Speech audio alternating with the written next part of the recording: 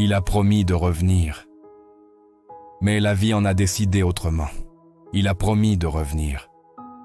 Ces mots, je me les suis répétés des milliers de fois, comme une prière, comme un mantra. C'était une matinée d'automne, les feuilles dansaient dans une lumière dorée, et l'air était frais, plein de promesses. Il m'a serré dans ses bras, son menton posé sur ma tête, et il a murmuré « Je reviens vite, attends-moi !» Et je l'ai cru. Pourquoi ne l'aurais-je pas cru? Son regard était sincère, son étreinte, une encre dans le tourbillon de mes doutes. Les premiers jours, j'ai compté les heures. Chaque coup de téléphone, chaque bruit de clé dans la serrure d'un voisin me faisait sursauter. L'espoir était une flamme vive, chaude, qui éclairait ma solitude. Je lui écrivais de longues lettres que je ne postais jamais, lui racontant mes journées banales, nos petites habitudes qui me manquaient tant.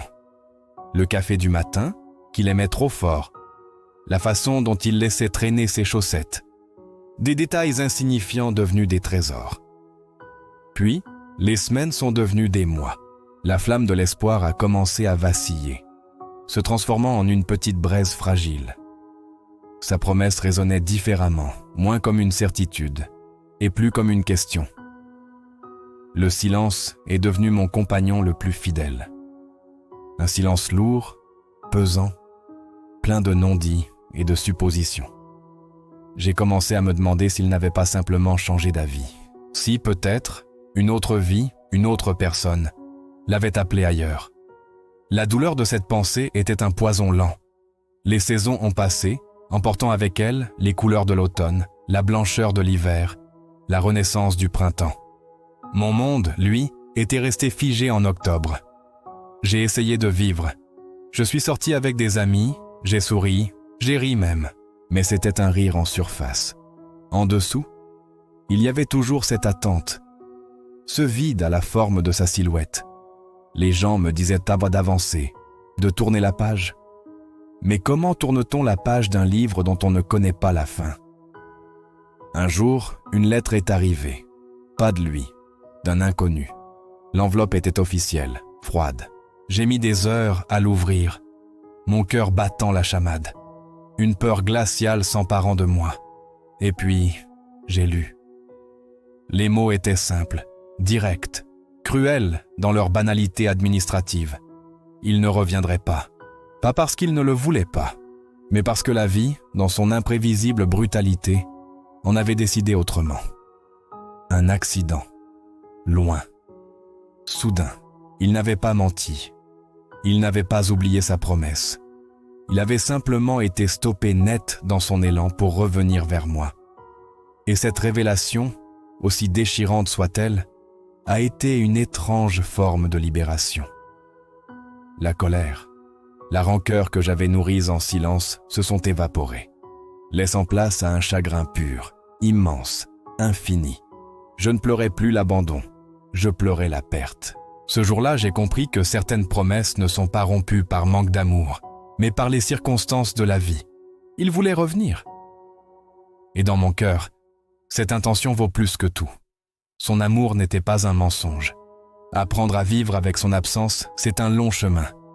Ce n'est pas l'oublier, c'est intégrer son souvenir dans ma propre histoire. C'est comprendre que l'amour ne disparaît pas avec la présence physique. Il se transforme. Il devient une force intérieure, un guide. Je continue de lui parler, non plus dans des lettres, mais dans le silence de mon esprit.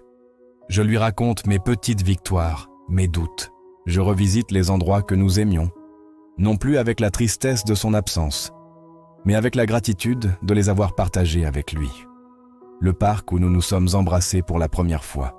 Ce petit café où il renversait toujours un peu de sucre. Ces lieux sont imprégnés de sa mémoire, et c'est une mémoire heureuse. La vie continue, oui. Elle est différente. Je suis différente.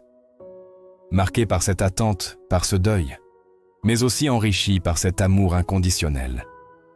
Il m'a appris, sans le vouloir, la fragilité de l'existence, mais aussi la force incroyable des sentiments.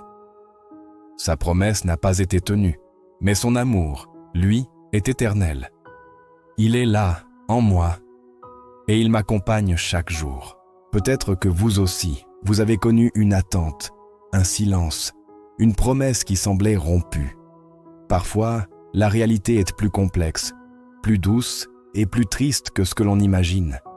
Il est important de se souvenir que derrière chaque silence, il y a une histoire. Je sais maintenant que je peux avancer, non pas en le laissant derrière moi, mais en le portant avec moi.